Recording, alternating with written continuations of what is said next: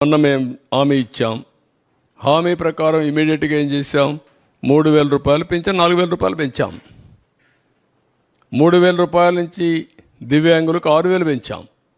కొంతమంది ఇంట్లో నుంచి లేని వాళ్ళకి 15,000 పెంచాం. బెడ్ నుంచి రాలేని వాళ్ళకి 15,000 పెంచాం. అది మానవతా దృక్పథం చేయాలి.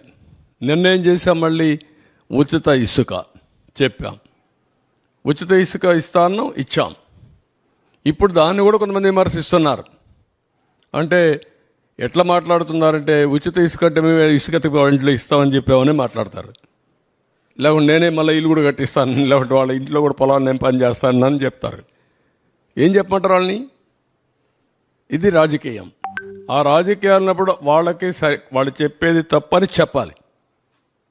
దీనికంటే ట్రాన్స్పరెంట్ పాలసీ ఏముందంటే, జిల్లాలకు అప్పచెప్పాం, స్టాక్స్ అన్నీ వాళ్ళకే ఇచ్చేసాం.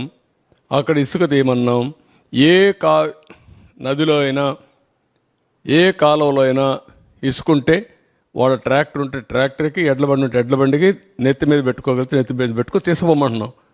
What more you want? మీరు పోయి ఎత్తపోండి, ఈయన కూడా పొమ్మనండి. వాళ్ళ ఊరికి పోయి ఒక ఎద్దుల బండి కట్టుకొని తీసుకుపోమని ఇంటికి. ఎవడొద్దన్నాడు? ఎవరు అడ్డపడతారు?